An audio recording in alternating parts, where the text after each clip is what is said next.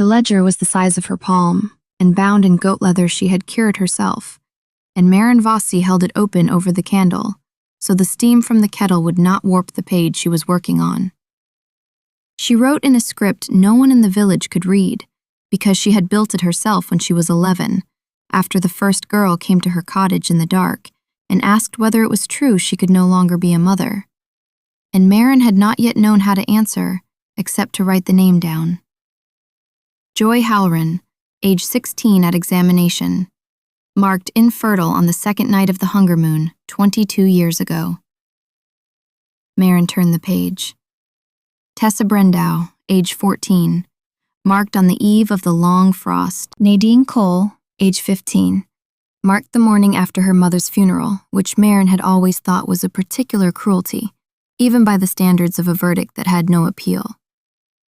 There were 31 names in the ledger now, 31 girls across 30 years, every one of them examined privately by the moonseer and pronounced barren in a voice the pack accepted the way it accepted moonrise. Maren had been the 32nd. She wrote her own name last, in a hand steadier than she had any right to feel, and underlined the date, the second night of the current moon, 4 days ago, when the moonseer's dry fingers had pressed under her ribs, and the woman had looked up with eyes the color of river ice and said, loud enough for the elders behind the screen to hear, that the Vossi girl's womb was a hollow thing and would never quicken.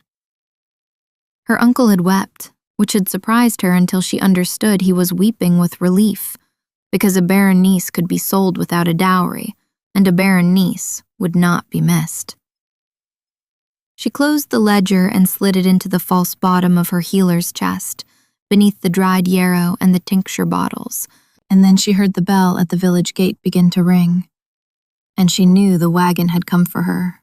She wore her own clothes. She would not wear bridal white for a marriage that the elders themselves had described as a tribute, a gift, a polite word for a thing being paid. Her cousin Dakota brought her a cup of cider she did not drink. Her aunt did not look at her. The little girl from the cottage 3 doors down, Ren, 7 years old, all elbows and chapped lips and watchful gray eyes, slipped into the kitchen while no one was looking and pressed a smooth river stone into Maren's hand and whispered that she had warmed it by the fire so Maren would have something warm in the wagon. Maren almost broke then, which would not do. She knelt and tucked the stone into her sleeve and told Ren to be careful this moon, to stay close to her mother, to not let any visitor she did not know touch her stomach or her shoulders or her hair. Ren nodded the way children nod when they do not understand, but they trust. Maren kissed the crown of her head and stood. Outside, the wagon was black lacquered and pulled by 2 horses bigger than any horse the border village owned, and the driver wore the doubled axe sigil of the Drakal court. She climbed in by herself. No one helped her. The road north took 6 days, and she counted each one against the moon, because the moonseer had timed her removal carefully, sold and gone before the next examination cycle, when whatever the woman was hiding could continue undisturbed. Maren slept little. She wrote in the ledger by the swaying lantern. She added a small notation beside Ren's name, which was not yet on the list of the marked, but which she had circled in case. The river stone stayed warm against her wrist longer than any stone had a right to, and she did not think about that too closely, because thinking about it required her to consider the warmth that had begun, 3 nights ago, somewhere low behind her sternum, a small steady heat she had no name for, a banked coal that had not been there before the moonseer's hands, that had not been there before the verdict, that had begun, in fact, the night they put her in the wagon. She did not yet understand it. She understood only that she was traveling toward a man who had sworn never to marry again, that she was being delivered as proof of her village's loyalty and her own uselessness, and that she carried in a false-bottomed chest the names of 31 women who deserved the truth, even if she did not live long enough to give it to them. The Drakal hold rose out of the pine country like something the mountain had decided to keep. Dark stone and slate roofs and torches burning blue at the gate, because the bonewood there grew hot when it caught. Maren stepped down from the wagon under the eyes of perhaps 200 wolves in human form, and she felt every one of them lean forward minutely to scent her.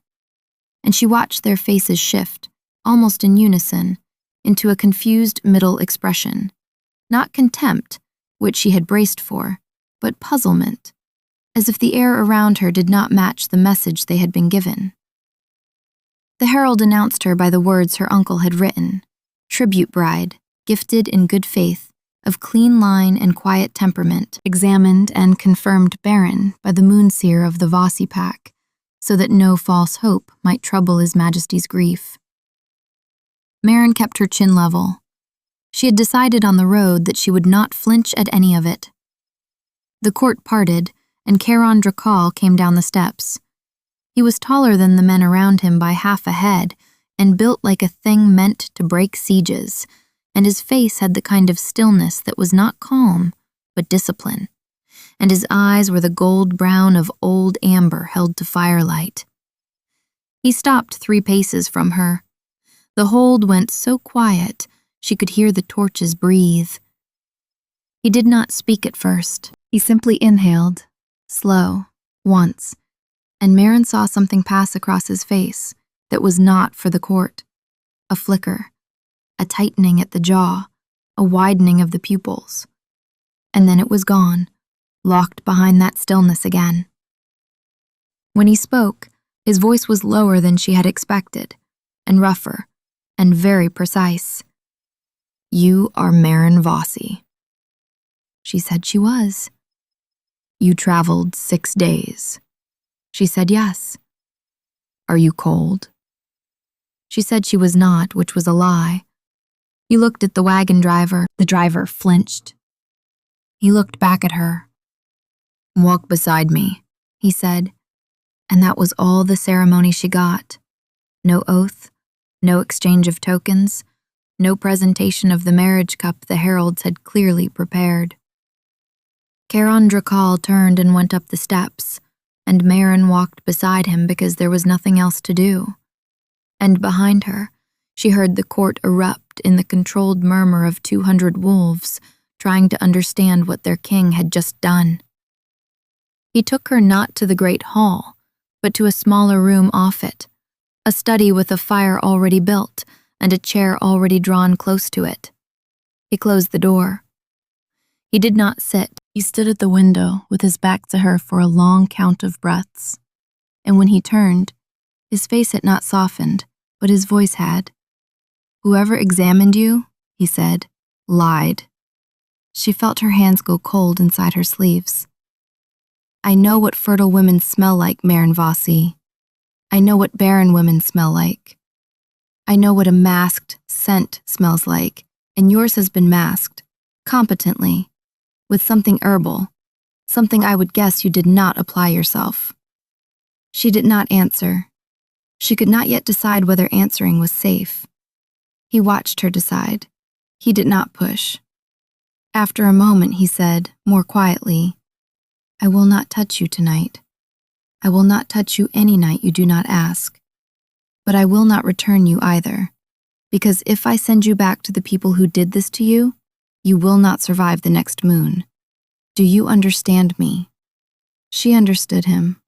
She understood also that the warmth behind her sternum had moved when he spoke, had pulsed once like a coal stirred, and she pressed her palm flat against her ribs without thinking, and his eyes tracked the gesture, and something in his throat worked, and he looked away. "There is a room prepared for you," he said. "It is yours. It locks from the inside. I have given orders that no one enters it but the woman who brings your meals, and she is mine." He paused.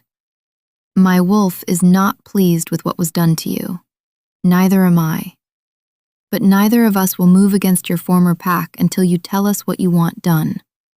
Do you understand that as well?" She did. She nodded. He opened the door for her himself, which a king did not do. and the steward outside flinched at it the way the wagon driver had flinched at his glance. And Maren walked the long stone corridor to the chamber that had been prepared for her, with the river stone still warm against her wrist, and the small banked coal still glowing low behind her ribs. And for the first time in 4 days, she let herself sit on the edge of a bed and simply breathe. She did not sleep that first night. She lit the candle and unpacked the false bottom of her healer's chest and laid the ledger on the small writing desk and read every name in it from beginning to end, the way a priest reads a roll of the dead. She had begun the ledger because she had not been able to bear that the girls were forgotten in their own lifetimes, married off to men who no longer expected anything of them, or kept at home as unpaid labor, or quietly given to neighboring packs as servants because no one bargained over the price of an empty woman.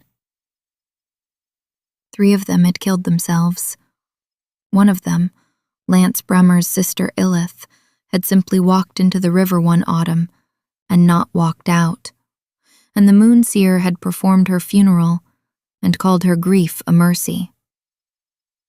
Maren had been 12 at that funeral. She had stood at the back and watched the Moonseer's hands fold over Elith's mother's shoulders, and even at 12, she had felt something in her stomach that was not grief, that was the flat refusal of a child who has not yet learned to lie to herself. She had begun the ledger that week. She had been adding to it ever since.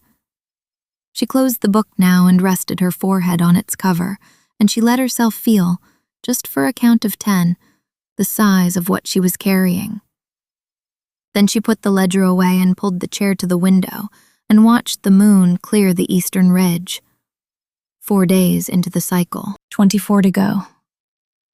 Whatever the Moonseer was hiding, the woman would attempt another examination at the next moon dark, which gave Maren roughly 20 days to gather what she needed, get word to the marked girls who were still alive, and protect Ren, who was not yet on the list, but whom Maren had seen the Moonseer's eyes settle on at the autumn fire, the way a cat settles its eyes on a bird.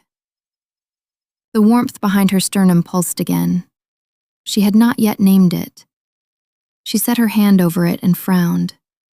In the morning, a woman in plain gray brought her a tray of bread and soft cheese and pickled apples and a small clay pot of honey, and introduced herself only as Hesse, and said that the king had asked whether Maren would consent to walk in the inner garden with him before the court began its day. Maren said she would. She wore her own clothes again. The garden was small and walled, and full of the kind of late autumn herbs Maren recognized from her own beds, and Chiron was already there, in a dark coat with no insignia, holding a cup of something that steamed. He gave her the cup without asking. She drank. It was hot cider with thyme in it, which was what she would have made for herself. "You sleep poorly," he said. She said she did. "The room is wrong." It was not a question. She said the room was fine, the bed was fine, she was simply not yet, and she could not finish the sentence, and he did not make her. They walked. He did not offer his arm. After a while, he said, without looking at her, "My wolf wants me to tell you that you smell like rain on cedar, and that is a very stupid thing to tell a woman who has been delivered to you in a wagon. So I am telling you he said it and not me." Maren laughed before she could stop herself, a small, startled sound, the first laugh she had made in weeks. And Charon's mouth did not quite smile, but something in his shoulders eased a fraction. They walked on. She told him in pieces about the ledger, not the names yet, just that there was one. He listened the way he seemed to do everything, with the full weight of his attention and none of his interruption. And when she was done, he was quiet for a long time. Then he said, "How many?" She said 31. He went still. The thing behind his stillness was not surprise. It was a slow, banked rage she recognized because she had been carrying its sister for 10 years. He said, "Maren, if you give me the names, I will move tonight." She shook her head. She said no. She said if he moved on the Moonseer with the king's force, the Moonseer would die a martyr, and the village would canonize her, and the next girl examined under the next Moonseer, trained in her image, would be marked just the same. She said the woman had to be exposed by her own pack, in her own ritual circle, with her own people watching, or it would not stop. Charon looked at her then for a long moment, and the gold in his eyes deepened, and he said very low, "You are not what they told me you were." She said she was aware. He nodded once and they walked the rest of the garden in silence, and the warmth behind her sternum pulsed steadily the entire time, low and patient, like a coal that had decided to burn for a while. By the 8th day of the moon, she had begun to feel ill in the mornings, and by the 10th, she had stopped pretending to herself that she did not know what it was. She had not asked him into her room. He had not asked to come. They had taken meals together in the small study and walked the garden each morning, and twice he had read aloud to her from a book of border country fables, because she had said offhandedly that she had never been read to as a child.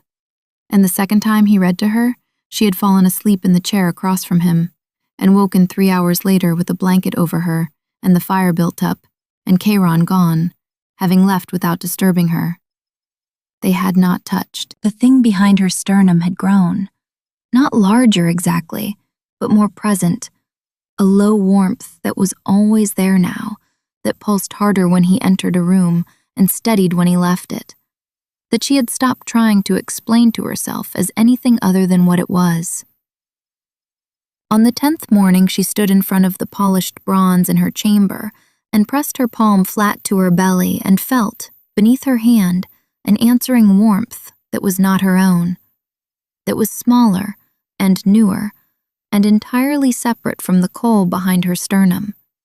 And she sat down on the edge of the bed and put her face in her hands and laughed, because the Moonseer of her village had stood in front of the elders 4 days into a cycle and pronounced her hollow, and now, 4 days into the next cycle, with no man's hand on her in this entire kingdom, she was carrying. Which was impossible. Which was not impossible. Maren was a healer. She knew the body. She knew what the body could do under the influence of a true bond. She knew the old midwife stories about quickening before consummation that the southern packs called superstition and the northern packs called the moon's own answer. She had not believed the stories. She believed them now. She did not tell him that morning. She did not tell him the next. She wanted to be sure, and she wanted to think, and she wanted, above all, not to give the Moonseer the satisfaction of being undone by a pregnancy, because the entire point of the ledger was that the verdict had been a lie before any womb proved it. On the 12th night, Charon came to her door for the first time, and he did not enter. He stood in the corridor with his hand braced against the frame and said, through the door, "Something has changed. My wolf is restless. I will not come in. I only wanted to ask whether you are well." She opened the door. He looked at her. His pupils dilated. He said her name once, low, the way the style guide of his court would never have permitted in public. And she stepped back to let him in, and he came in, and she closed the door behind him, and she said, very evenly, "I am pregnant." He did not move for a long count of breaths. Then he sat down on the edge of the bed, because his legs had decided for him, and he put his face in his hands the way she had that morning, and his shoulders shook once, and she understood with a small, clean shock that he was not laughing. She crossed the room and knelt in front of him. She put her hands on his wrists. She drew them down from his face. He looked at her and his eyes were wet and unguarded in a way she suspected the court had not seen since his first mate died. And he said, "I swore." She said she knew. He said, I swore I would not. I could not bear. And now you. She said she knew. She said, Charon, I am not her. This is not that. The thing inside me is not going to take me from you. Do you hear me? He nodded. He lowered his forehead to hers. They stayed like that for a long time. He did not kiss her, which she understood to be deliberate, because the warmth behind her sternum was so loud now, it was almost a sound. And if he kissed her, she would not have the discipline to stop, and she had things she still needed to do. After a while, he said, against her hair, Tell me what you need. She told him. She needed a fast rider sent to the border village in plain clothes, not court livery. She needed the rider to find a girl named Ren, 7 years old, gray eyes, the cottage 3 doors down from the Vossi house. She needed Ren brought here, quietly, before the dark of the moon. She needed 3 trustworthy women installed in the wing nearest hers. She needed access to the Drakal court archives. Specifically, anything pertaining to ritual examinations, doctrinal authority of moonseers, and the precedent for a moonseer being formally challenged in her own circle. He listened. He did not interrupt. When she was finished, he said, Done. All of it. Then he said, Marin, the thing in your chest. Do you feel it? She said she did. He said, Mine answers it. I have had it since you stepped down from the wagon. It is not the way the songs describe it. There is no thread, no pull. It is just warm. Behind here. He set his fist between his collarbones. She set her hand over his fist. The warmth in her own chest banked higher, like a coal someone had blown across, and she saw the answering shift in his eyes. And she understood that whatever the moonseer of her village had done, whatever lie she had told the elders, the body of the world was telling another story underneath, and that story had its own slow, unhurried correctness. And the moonseer was going to lose. Ren arrived on the 14th night, half the moon gone, in the back of a hay cart driven by a woman named Bree, who had been a Drakal courier for 16 years, and who deposited the child at the kitchen door and refused payment beyond a hot bowl of stew. Ren was filthy and wide-eyed, and clutching a cloth doll Marin did not recognize. And when Marin came down the stairs in a robe and saw her, the child burst into the kind of crying that a 7-year-old does when she has been brave for a week and is finally allowed not to be. Marin sat down on the kitchen floor in her good robe and pulled Ren into her lap and let her cry. Bree stood at a respectful distance and drank the stew and watched the king of the Drakal pack come quietly into the kitchen and stop in the doorway and look at the woman and the child on the floor. And Bree later told Hessa that she had seen Charon Drakal's face do something in that moment she would not describe except to say that it was a private thing, and she would carry it to her grave. Ren, when she had cried herself out, looked up over Marin's shoulder and saw the king and went silent. Children sense goodness before adults do. Marin had built half her ledger on that principle. Ren studied him for perhaps 10 seconds, and then she said, in the tone of a child making a formal report, She said you would eat me. Charon crouched. He did not approach. He simply lowered himself so his eyes were at the child's height. He said, Who said that? Ren said, The moonseer. She came to my mother's house 3 days ago and told my mother I was a sweet girl and a special girl, and she would like to examine me at the next dark moon. And when my mother said yes, the moonseer looked at me and said that if I ran away to the king up north, the king up north would eat me. I do not think that is true. You do not look like you eat children. Charon said, very seriously, that he did not, in fact, eat children. Ren considered this. Then she said, "Good," and climbed off Marin's lap and walked over to him and put her cloth doll into his hands and said, "You can hold her while I eat. She is shy." Karen held the doll. Marin watched him hold the doll.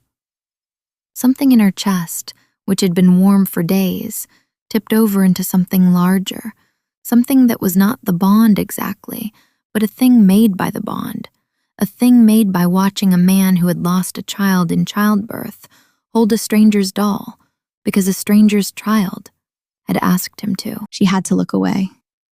Bree, watching this, finished her stew and quietly let herself out. Ren ate 3 bowls of soup and an entire small loaf of bread and fell asleep at the table with her cheek on her arm, and Charon carried her up the stairs to the room they had prepared next to Marin's and laid her in the bed and tucked the blanket up under her chin and set the cloth doll in the crook of her arm and stood looking at her for a long moment before he stepped out into the corridor and closed the door very softly. In the corridor, he leaned his shoulders against the wall and closed his eyes. Marin stood beside him. She did not touch him. After a while, he said, without opening his eyes, "I want you to know I will kill the woman who came to that child's house." Marin said she knew. She said also, "Not yet." He opened his eyes. He looked at her. He said, "Tell me when." She said the dark of the moon, 6 days. He nodded. They went back down the corridor to the study, where the archive scrolls were laid out, and they worked until the candles guttered, and at some point in the small hours, Charon set a hand flat on the desk and said, "There is precedent. Not common, but it exists.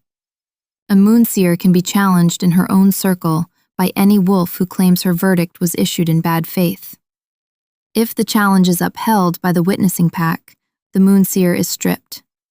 If it is not, the challenger is exiled. There is no middle outcome." Marin said she knew. She said she had read the same passage at 15 in a fragment of a borrowed text and had memorized it. He looked at her then, with something that was almost a smile, and he said, "How long have you been planning this?" She said, "Since she was 11. He was quiet for a long time. Then he said, "I will go with you. I will not speak. I will stand at your back. The witnessing pack will be your former pack, not mine, because the challenge has to come from inside the circle that issued the verdict." She said yes. She said one more thing, which was that she was not going to mention the pregnancy. The challenge had to stand on the names alone. He understood. He did not argue. They sat in the candlelight, and the warmth behind her sternum and his answered each other across the desk, and the moon outside was a thinning silver coin, and they had 6 days. The thing the Drakal court did not yet know, and the thing the Vasi village absolutely did not know, was that on the 17th day, a rider in Drakal black came down from the hold to the village under the official seal, requesting the village's hospitality for a small return delegation. The new queen wished to visit the moonseer who had examined her in order to formally thank her for the verdict that had brought her north. The seal was binding. The village had to host. The moonseer, when the message was read aloud at the elder's fire, did not blink, but Marin's uncle later told Dakota that the woman's hand had rested for 1 beat too long on the carved staff she always carried, and Dakota, who had never forgotten that Marin had once sat up 3 nights with her dying lamb when she was 9, sent a message of her own back to the Drakal hold by a pigeon Marin had given her 2 summers ago, and that Dakota had never told a soul about. The pigeon arrived on the 20th day. The message was 4 words long. "She is not afraid." Marin read it and folded it small and put it in the ledger between her own page and the blank pages that came after. They left for the village at dawn on the 24th day, 4 days before the dark of the moon, with a small honor guard of 6 Drakal wolves, chosen by Charon personally, and sworn to silence about everything they would witness. Ren came with them. Maren had argued against it, and Chiron had argued against it, and Ren had stood in the corridor in her too big traveling cloak and said, "If I am not there, the other girls will not believe you." And there had been no good answer to that, because she was right. The road south was the road Maren had ridden north on, in reverse, and she watched the country soften from pine to oak to the willow-fringed creeks of the border, and felt the warmth in her chest steady itself, like a banked fire being protected from the wind. They reached the village on the 27th day. The moonseer met them at the gate. The woman was tall and white-haired and thin, and her river ice eyes did not quite settle on Maren, but went instead to Ren, and Maren saw the flicker of recognition there, and the precise moment when the moonseer understood that the child had been pulled from her hand. The moonseer smiled. She welcomed the queen. She welcomed the Alpha King. She invited them to share the village's hearth, to participate in the evening's small Thanksgiving, and to attend the dark moon rite the following night, at which the village would be honored to bless the queen's union. The trap was set well. The dark moon rite was when the next examinations would have been held.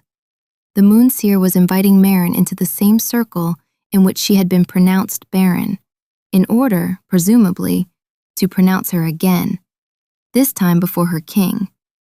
This time with whatever theological framing the woman had spent the last lunar cycle preparing. Maren accepted. They were given the elder's guest house. Charon, at her shoulder, did not speak the entire evening. His silence read to the village as a king's discipline. Maren knew it was a king's restraint. That night, after Ren was asleep and the guard had taken its stations, Maren took the ledger from her chest and laid it on the small table between herself and Charon, and turned each page slowly so he could see the names he had not yet seen. He read them in silence. When he reached Elith Bremer's page, his hand tightened on the edge of the table until the wood creaked. When he reached the page on which Maren had circled Ren's name in case, he closed his eyes for a long moment and then opened them. He said, "Tomorrow." She said, "Tomorrow." She said also that she wanted him to promise her something. He waited. She said, "If it goes wrong, if they side with her, if they exile me, you take Ren and you go, and you do not come back for me." He looked at her for a long time. He did not promise. She had not really expected him to. She closed the ledger and rested her forehead on it, and after a moment she felt his hand come down on the back of her neck, very lightly, the first time he had touched her in this way, and the warmth behind her sternum surged so hard she gasped, and he said, "Maren, whatever happens tomorrow, the thing in my chest answers the thing in yours, and I will not allow it to be unmade. You understand me?" She did. She lifted her head and looked at him, and she said, against the entire careful plan she had built, "Stay tonight." He stayed. He did not take her. He lay beside her on top of the blankets in his clothes, and put one arm across her ribs, as if to hold the small new warmth steady. And Ren slept 3 rooms away, with her cloth doll, and the ledger lay closed on the table, and the moon outside was almost gone. And Maren slept, for the first time since the wagon, the whole night through. The dark moon rite was held in the standing stone circle on the hill above the village, in the hour after sunset, with every adult member of the pack present in the outer ring, and the elders seated on the low stone bench inside it, and the moonseer in the center, beside the altar fire. Maren walked into the circle in her own clothes again, because she had not put on bridal white when she left, and she would not put it on now. Charon walked 1 pace behind her, and stopped at the inner edge of the outer ring, exactly where his standing as a witnessing king allowed him to be present without participating. and he did not move from that spot for the next hour. Ren stayed at the guest house with 2 of the guard by Marin's order. The Moonseer raised her arms. She welcomed the queen home. She spoke, in her clear, careful voice, of the great honor it was to receive a daughter of the Vossi blood returned in glory, and of the wisdom of the pack's verdict, which had given this daughter a place in the north she would never have found in the south. And she invited the queen to step forward and be blessed before the altar fire. Marin stepped forward. She did not approach the altar. She stopped 2 paces in front of the Moonseer and turned, instead, to the elder's bench, and she said, in a voice that carried because she had practiced for 10 years on the inside of her own skull, "Before I am blessed, I invoke my right under old law to challenge the verdict that sent me north. I claim it was issued in bad faith. I claim further that it is one of 31 such verdicts issued by this Moonseer over 30 years, and I will name them, and I will produce the evidence, in this circle, before this pack, tonight." The silence was the deepest silence Marin had ever heard. The Moonseer did not move. The elders did not move. Marin reached into her cloak and brought out the ledger. She held it up so the firelight caught the cover. She said, "I have kept this since I was 11. The names are in a hand I built myself. I will read them now." She read them. She read Joy Halren first, because Joy had been the first, and she gave the date and the cycle and the elder names who had been present behind the screen when the verdict was issued. And she read Tessa Brendo second, and then Nadine Cole, and then on through the years. And at the 7th name, an old woman in the outer ring sat down on the grass and put her hands over her mouth. And at the 12th name, a man 2 ranks behind her made a sound like he had been struck. And at the 18th name, 3 women left the ring at a run in the direction of the Bremer cottage. And at the 21st name, the Moonseer finally spoke. She said, very calmly, that the queen was unwell, that the journey had clearly disordered her wits, that the names she was reading were a fiction, that no such ledger could exist because no such pattern existed, and she stepped forward to take the book from Marin's hands. Charon, at the inner edge of the outer ring, did not move. He had given his word. The Moonseer's hand closed on the ledger. Marin did not let go. The Moonseer's other hand moved, faster than an old woman's hand should move, toward the small ceremonial knife at her belt, and Marin felt the warmth behind her sternum go from coal to forge in a single beat, and her free hand came up, and the air between her palm and the Moonseer's chest went silver. A soft, cold silver light like moonlight on running water, and the Moonseer staggered back as if struck, and the ceremonial knife fell from her fingers into the altar fire, and the firelight bent around the silver, and the silver did not bend, and the Moonseer fell to her knees in the grass. And Marin's hand was shaking, and her knees were going to go out from under her in a moment, but she stayed standing, because she was not finished. She said into the new silence, "I have one more name." She turned the ledger to the last page. She held it open to the elders. She said, "Ren Arrives, aged 7. The Moonseer visited her mother's cottage on the 4th day of this current cycle and arranged her examination for tonight." A woman in the outer ring screamed. Ren's mother, Marin registered distantly. Ren's mother had not known. Marin closed the ledger. She said to the elders, "The verdict on me was a lie. The verdicts on these women were lies. You did not know. I am telling you now. You may do with this what your conscience requires." She turned. She walked, on legs that wanted very much to fold, to the inner edge of the outer ring, where Charon was standing exactly where she had left him, and she put the ledger into his hands, and her knees finally went, and he caught her before she hit the grass. Behind her, the elders rose from the bench. The moonseer was still on her knees. The fire on the altar had burned down to embers. The ceremonial knife lying in it had blackened and warped, the cheap silvered alloy of it visibly running. And Maren understood distantly that the knife had been edged in the suppressing metal, the rare alloy that wounded the kind, and that the moonseer had been about to use it on her, and that the silver light had unmade it, and that the woman would not now be able to claim a single weapon had ever been raised. The eldest of the elders, an old man named Ren Arrives, who was Joy's father, walked into the center of the circle and looked down at the moonseer for a long time. Then he said in the voice of a man who has been carrying a question for 22 years, "Why?" The moonseer did not answer. She did not have an answer that would survive being said aloud in front of 200 people, which was why she had spent 30 years making sure it never had to be said aloud.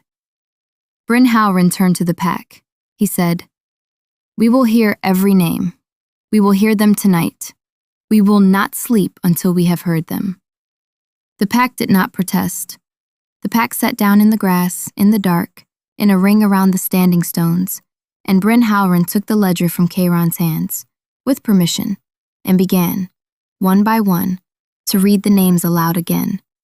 And as each name was read, the family of that woman, if any of them were present, rose and was acknowledged, and the woman herself, if she was still living and present, was brought to the center of the circle and embraced. It took until dawn. Maren did not see most of it. Karen had carried her down the hill to the guest house at her insistence, because she had not wanted Ren to wake and find her gone, and she had slept on the bed beside the child with one hand on Ren's back and the other in Kayron's, and the silver light had ebbed out of her like a tide going home, and the warmth behind her sternum had banked down to a coal again, steady, patient, intact.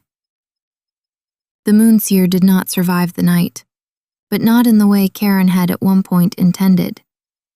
She was not killed. The pack did not allow that in the end. Bryn Howren, presiding, ruled that her death by a king's hand or a pack's hand would make her a martyr, and that her crimes had been against the women of the village specifically and would be judged by them specifically. The women of the village convened in the same circle at dawn, with the moonseer still kneeling in the grass where she had fallen, and they questioned her until the sun was fully up, and what came out of her in those hours was the answer to Bryn Howren's why. She had been examined, she said, when she was 15, by the moonseer who came before her, and she had been pronounced barren, and she had spent the next 60 years discovering that the verdict had been wrong. She had borne 3 children in secret in the years between her appointment and her elevation, and she had given each of them away because a moonseer could not be a mother, because the role required the appearance of a vessel emptied for the moon's use.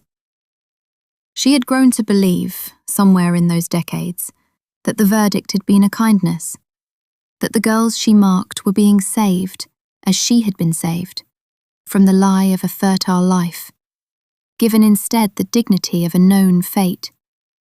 She had marked them, she said, as she had been marked. She had thought she was being merciful. The women of the village listened. They did not interrupt.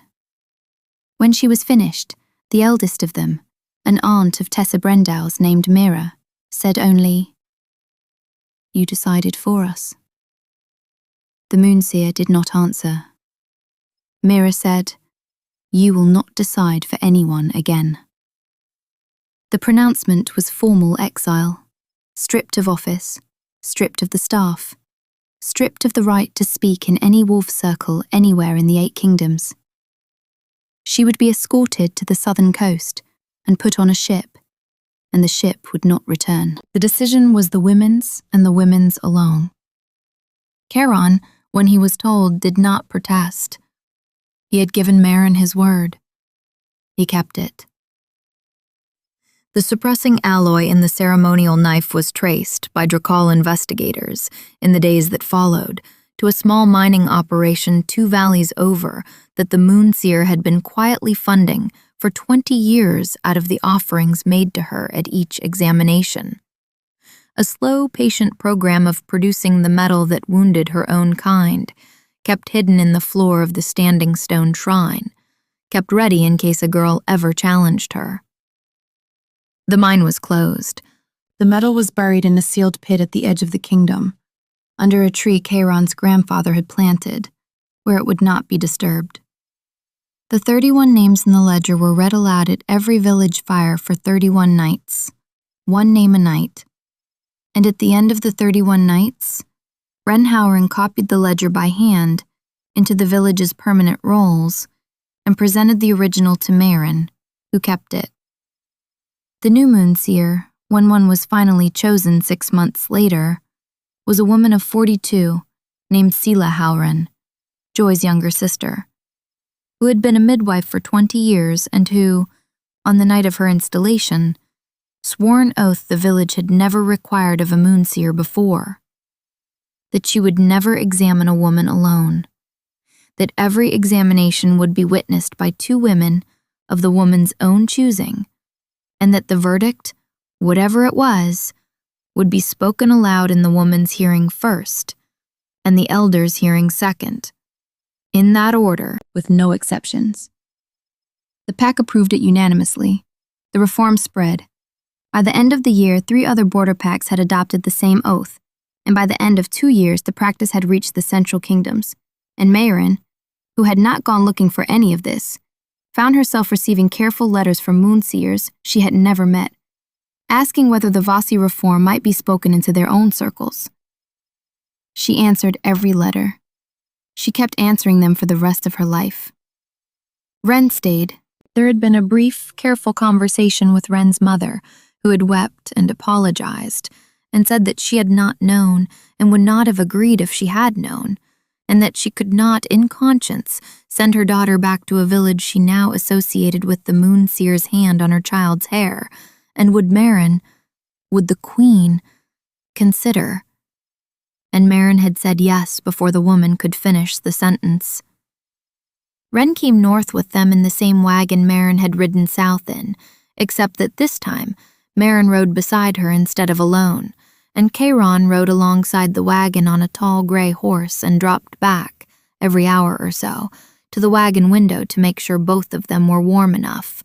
And Ren, after the 3rd such check, said gravely to Maren that the king was very fussy, and Maren had to press her sleeve to her mouth to keep from laughing where Charon could hear. They reached the Drakal hold on the 34th day after Maren had first arrived in it, which placed it 6 days outside the lunar cycle she had spent the entire crisis inside. And the hold met them at the gate with a quiet that was not the quiet of court protocol, but the quiet of a household that had decided, in its king's absence, that it loved its queen. Hessa was waiting at the kitchen door with 2 more women Maren did not yet know, and a basket of warm rolls and a small cup of milk for Ren. And Ren accepted the milk with the dignity of a child who had decided in the wagon that she was going to be the kind of girl who lived in a castle now. Charon carried Maren's chest to her chamber himself. He did not, this time, leave at the door. He set the chest down at the foot of the bed and stood and looked at her. And the warmth behind her sternum and the warmth behind his answered each other across the small space. And he said, "Maren." She said his name back. He crossed the room. He put one hand on her jaw, the way she had wanted him to since the garden, and he said, "Tell me when." She said now. He kissed her. The kiss was not the kiss of a king, or a wolf, or a vow. It was the kiss of a man who had been carrying a coal behind his sternum for a month, and had finally been allowed to set it down where it belonged. He kissed her the way he read aloud, with the full weight of his attention. She kissed him back, and the warmth between them banked higher, and he picked her up, very carefully, because of the small, new warmth she carried, and laid her down on the bed, and she put her hand flat on his chest, over the place where he had set his fist that first night, and she felt his heart and the thing behind his heart, and she said, "Slowly," and he said, "Always." And the candle in the chamber burned down low and was not relit, and the small banked coal that had begun on a wagon ride became, without ceremony, the steady, ordinary fire of a marriage that would last. Afterward, with her cheek on his chest and his hands stroking the line of her spine, she said into the dark, "I want to bite you." He went very still in the way he went still when something mattered. He said, "Where?" She said, "Here," and set her mouth against the place where his neck met his shoulder, and he laughed, low, the first true laugh she had heard from him, and he said, "Then bite me." She did. The mark settled into him without pain, the way a mark settles when it has been claimed by both people for weeks already and is only now being marked on the skin. And the warmth behind both their sternums steadied into something so quiet and so enormous that neither of them spoke again for a long time. In the morning, Ren came knocking on the door at an hour Maren judged to be ungodly, dragging her cloth doll, demanding to know whether breakfast was a thing that happened in castles. And Charon, in a robe he had clearly thrown on too fast, opened the door and crouched and said yes, breakfast was a thing that happened in castles, and would Ren like to be the one to ring the kitchen bell, because the kitchen bell was, in his expert opinion, the best bell in the entire hold. Ren considered this offer. Then she said yes. He gave her his hand. Maren, sitting up in the bed, watching the king of the Drakal pack walk down the corridor, holding a 7-year-old small, dirty hand, set her own hand over the small new warmth in her belly and the larger banked warmth behind her sternum, and decided that she was, despite everything, well. The pregnancy was uneventful, which, after the moon she had just lived through, felt like a personal kindness from whatever god was tracking her ledger. Charon, who had lost his first wife in childbirth, did not allow himself to be reassured by the uneventfulness, and Maren did not ask him to. She let him hover. She let him send for the best midwives in 3 kingdoms and seat them in rotation in the chamber down the hall. She let him sit beside her at every meal and put his hand, without thinking, on the small rise of her belly whenever she was within his reach. She did not mind. The warmth behind her sternum did not mind either. Ren grew 1.5 inches over the winter and learned to read in the Drakal script and demanded that Maren teach her the script Maren had built for the ledger, on the grounds that if there was a secret writing in the household, Ren intended to know it. And Maren, after a startled beat, agreed, on the grounds that the script would no longer be a secret if a 7-year-old learned it, but might instead be a thing that lived in the world. They worked on it together, evenings, by the fire in the small study, with Charon in the chair across from them pretending to read court reports and actually watching them with a face he did not know was visible. Sila Halrin wrote from the south 3 times that winter, with questions about the new oath and questions about a girl in a neighboring village who had come to her for help. Maren answered. The girl in the neighboring village turned out to be fertile after all, by the new witnessed examination, and Sila's letter announcing this was so quietly furious on behalf of every woman who had not been given the same chance that Maren laughed and wept at the same time, and Charon came across the room and put his hand on the back of her neck, the way he had in the guest house the night before the rite, and the warmth held. The child was born in early spring, on a morning of clean, cold light, after a labor that was hard but not dangerous, with Charon holding her hand the entire time, and the Drakal midwives moving around the bed with the kind of competence that comes from knowing the king's eyes are on you. The child was a girl. Charon, when she was put into his arms, did not cry. He simply looked at her for a very long time, with the same stillness he had worn on the steps of the hold the night Maren arrived. And then he looked at Maren, and he said her name, and Maren said, "I know." They named the girl Elith, after Lance Bremer's sister, who had walked into the river when Maren was 12, with the permission of Lance Bremer himself, who came north for the naming and stood at the back of the small gathering and wept the way Maren had wept in her own kitchen the night Ren had given her the warm river stone. The river stone, incidentally, Maren had never put down. It lived in a small bowl on the windowsill of her chamber, and it stayed warm longer than stones had any right to, and she had stopped trying to explain it to herself. Ren, at the naming, was assigned the role of carrying the basin of warm water. She took the role with grave seriousness. She did not spill a drop. She had grown attached over the winter to the idea that she was Elith's older sister, and Maren, who had grown attached over the winter to the idea that she was Ren's mother, did not correct her. The Hold understood. The Hold had been understanding things for months. 2 weeks after the naming, on a morning soft enough to take breakfast in the inner garden, Maren sat on the low stone bench with Elith asleep against her shoulder, and Ren picking the first crocuses of the year to make what she had announced would be a crown for the baby. And Charon came out of the small study with 2 cups of cider with thyme in it, the way he had brought one to her in this same garden the morning after she arrived. He sat beside her. He did not speak for a while. Then he said, "I keep thinking about the river stone. She said she did too." He said, "I think it was always warm because Ren meant it to be. I think children sometimes mean things hard enough to make them happen." Maren considered this. She thought about the silver light at the standing stones, which had answered her without command.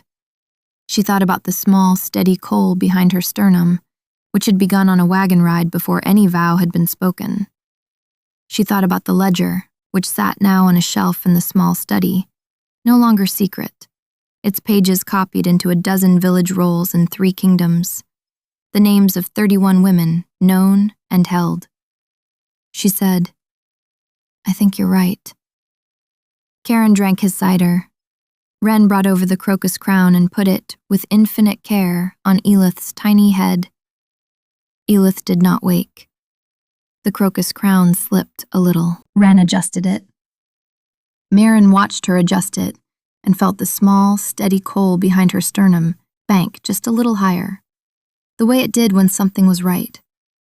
And she realized, sitting there in the inner garden of the Drakal Hold, with her king beside her and her older daughter arranging flowers on her younger daughter's head, that she had not opened the ledger in 3 weeks. There would be more names, eventually. There always were, in a world where verdicts were spoken by hands that touched bodies. But not today.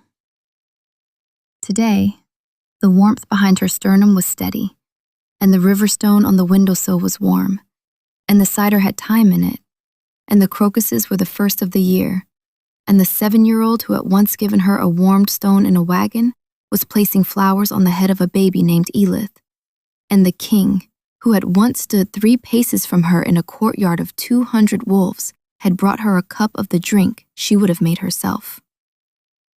There were a few moments in the story that stayed with me. The warm river stone in the wagon, the doll set in the king's hands, the crocus crown on Elith's head. I'd love to know which one landed for you. See you next time.